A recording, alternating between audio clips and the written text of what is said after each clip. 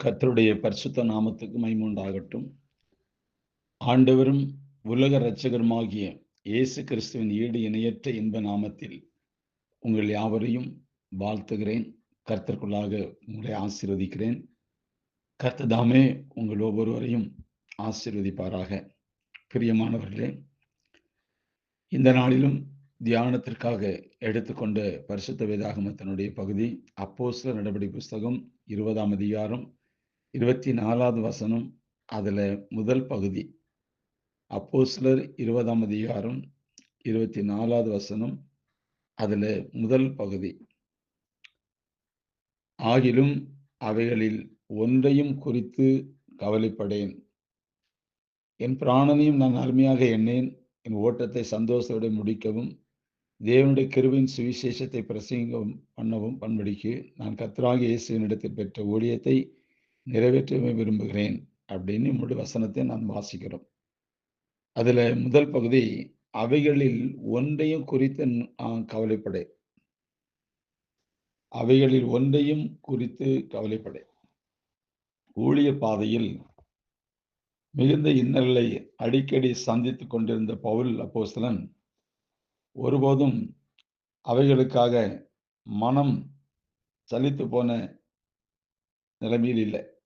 மனம் சலிக்கவில்லை. மனக்கலக்கம் அடையத்தக்க பல சூழ்நிலைகளை அவர் சந்திக்க நேர்ந்தும் மனம் முறிந்து போகின்ற அளவிற்கு சென்றதில்லை.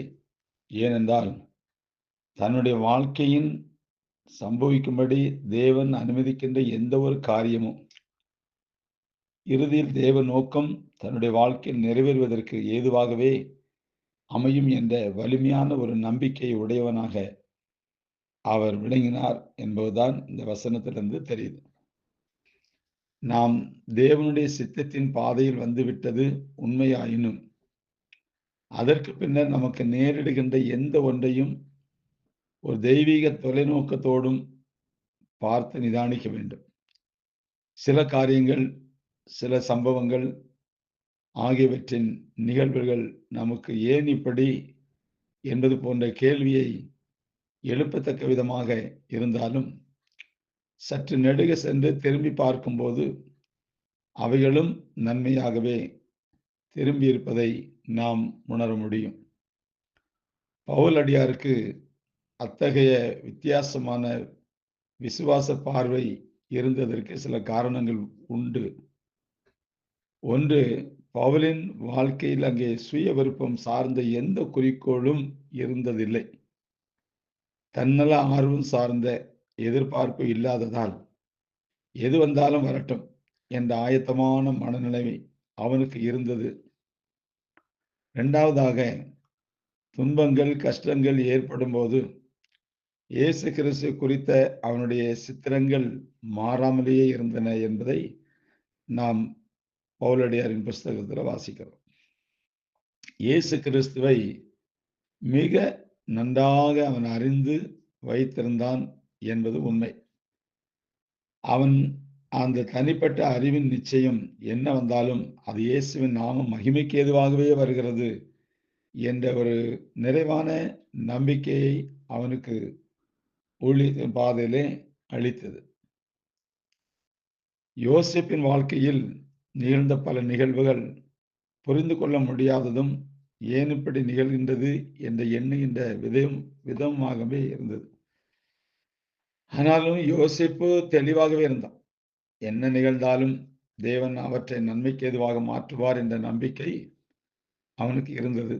எனவே எப்போதும் மன தெளிவோடு இருந்து நம்பிக்கையுடன் தேவனுக்கு பிரியமாக செயல்பட்டான். ஒரு நாள் அவன் நன்மையானதை அவன் கண்டான் என்றுதான் நாம் வேதத்தில் வாசிக்கிறோம். அன்பார்ந்தவர்களே, ஊழியத்தின் பாதையிலும் சரி, உலக வாழ்க்கையிலும் சரி, குடும்ப வாழ்க்கையிலும் சரி, நமக்கு என்ன நேரிடுகிறதோ அது எந்த நிலைமையில் இருந்தாலும் அது நன்மைக்கு எதுவாகவே நடக்கும். நமக்கு என்ன நிகழ்ந்ததோ அதுவும் நன்மைக்கு தான். வரப்போற காலத்துல என்ன நிகழப் போகிறதோ நடக்க போகிறதோ அதுவும் நன்மைக்கு தான். அதனால நாம் எதற்கு கவலைப்பட வேண்டும்? கவலைப்பட வேண்டிய அவசியம் இல்லை. அவைகளில் ஒன்றையும் குறித்து கவலைப்பட இந்த உலக வாழ்க்கையில எதையும் குறித்து கவலைப்படுறதில்லை. ஏன்னா சுயம் இல்லை. தன்னார்வம் தனக்குன்னு ஒண்ணு கிடையாது. ஏன்னா கர்த்தருக்குள்ள ஒப்பு கொடுத்ததுனால கர்த்தர் எல்லாவற்றையும் இதுவரைக்கும் அவர் எப்படி நடத்தினாரோ இன்னும் அவர் நிச்சயமாகவே அருமையாக நன்மையாக அவர் நடத்துவார் என்பதுதான் ஒரு ஊழியக்காரனுடைய விசுவாசமும் விசுவாச பிள்ளைகளுடைய விசுவாசமும் அது உறுதியானது, நிலையானது, மாறாதது. அதுல யார் அப்படி உறுதியாக இருக்கிறார்களோ அவர்கள் மன நிறைவோடு இருப்பார்கள். எது அனுமதித்தாலும் இது கர்த்தர் அனுமதித்தது, இதற்கு பின்னாடி ஒரு நன்மை இருக்கிறது என்பதை நிச்சயமாகவே ஆவிக்குள்ளாக அதை உணர முடியும். அன்பார்ந்தவர்களே, நாம் கர்த்தருடையவர்கள். கர்த்தர் நம்முடையவர். எது நேர்ந்தாலும் அதுல நாம் கலக்கம் அடைய வேண்டிய அவசியம் இல்லை, கலங்க வேண்டிய அவசியம் இல்லை, அதுல வேதனைப்பட வேண்டிய அவசியம் இல்லை, துக்கப்பட வேண்டிய அவசியம் இல்லை, துயரப்பட வேண்டிய அவசியம் இல்லை. நம்மை அழைத்த தேவன் உண்மையுள்ளவராய் இருந்து அவர் நம்மை நித்தமும் நம்மை போஷித்து பாதுகாத்து பராமரித்து நடத்துகிறவராய் இருந்தார். இன்றும் அவர் அப்படியே இருக்கிறார். அதனால பிரியமானவர்களே, இந்த கிறிஸ்தவ வாழ்க்கையில என்றைக்கு நாம் அவருடைய கரத்துல நம்மை தாழ்த்தி விட்டோமோ, அர்ப்பணித்து விட்டோமோ, ஒப்பு கொடுத்து விட்டோமோ, நாம் ஒன்றுக்கும் கவலைப்பட வேண்டிய அவசியம் இல்லை. எல்லாவற்றையும் அவர் பார்த்துக் கொள்வார். சில வசனங்கள்ல வாசிக்கும் போது வருத்தப்பட்டு பாரம் சுமக்கிறவர்களே நீ எல்லாரும் என்னிடத்தில் வாருங்க, நான் உங்களுக்கு இளைப்பாறுதலை தருவேன் அப்படின்னு சொல்றாரு. இன்னும் சில இடங்கள்ல பாருங்க, நீங்கள் ஒன்றுக்கும் கவலைப்படாமல் எல்லாவற்றை குறித்து ஸ்தோத்திரத்தோட கூடிய ஜெபத்தோடு விண்ணப்பத்தோடு தேவனுக்கு தெரியப்படுத்துங்கள். அப்பொழுது எல்லா பத்திக்கும் மேலான தேவ சமாதானம் உங்கள் இருதயங்களையும் உங்கள் சிந்தைகளையும் கிறிஸ்து இயேசுக்குள்ளாக காத்துக் கொள்ளப்படும் என்றும் வாசிக்கிறோம். நாம ஏன் கவலைப்படணும்? நாம் அவரோடு கூட இருக்க வேண்டும். அவருக்கும் நமக்கும் நல்ல ஒரு உறவு இருக்குமானால் நிச்சயமாகவே அவர் நம்மை எல்லாவற்றிலும் நன்மைக்கு எதுவாக நடத்துவார். அது தீமையாக வந்தாலும் அதிலே நன்மையாக இருக்கும்.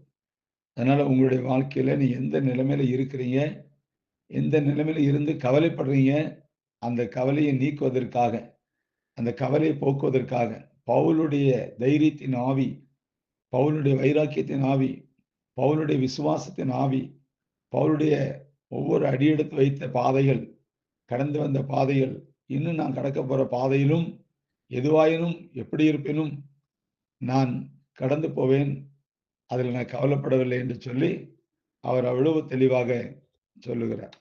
பிரியமானவர்களே, அன்பான தேவ மக்களே, நீங்கள் ஒன்று நான் சொல்லுகிறேன், கவனிங்கள். உப்பு கரைந்து விட்டாலும் உப்பின் சுவை கரைவதில்லை.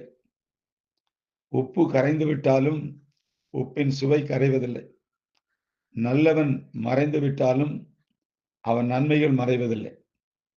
நல்லவன் மறைந்து விட்டாலும் அவன் நன்மைகள் மறைவதில்லை.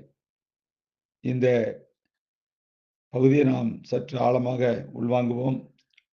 உப்பு கரைந்து விட்டாலும் உப்பின் சுவை கரைவதில்லை. நல்லவன் மறைந்து விட்டாலும் அவன் செய்த நன்மைகள் ஒரு நாளும் மறைவதில்லை. அதனால பிரியமானவர்களே, இந்த நாளிலும் நீங்கள் ஒன்றையும் குறித்து கவலைப்பட வேண்டிய அவசியம் இல்லை. எது நடந்ததோ நன்மைக்கு, எது நடக்கிறதோ நன்மைக்கு, எது நடக்கப் போகிறதோ நன்மைக்கு. அதனால உங்கள் கவலையை விட்டுவிடுங்கள், கவலைப்படாதீர்கள். கர்த்தர் உங்களுடைய வாழ்க்கையில ஒவ்வொரு பகுதியிலும் உங்களோடு இருப்பார். நீங்கள் அவரோடு இருங்கள். அவரோடு இருப்போமானால் அவர் நம்மோடு இருந்து எல்லாவற்றையும் கவனிப்பார்.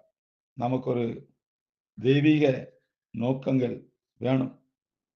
அவர் என்னை முற்றிலும் பொறுப்பெடுப்பார். அவர் என்னை கொண்டு செய்ய வேண்டிய காரியங்களை செய்து முடிப்பார். அவர் எப்போதும் என்னோடு இருக்கிறபடியினால் நான் ஒன்றுக்கும் கவலைப்படுவதில்லை என்பதை மாத்திரம் நினைவில் கொள்ளுவோம். இருதயத்தில் அதை விசுவாசிப்போம்.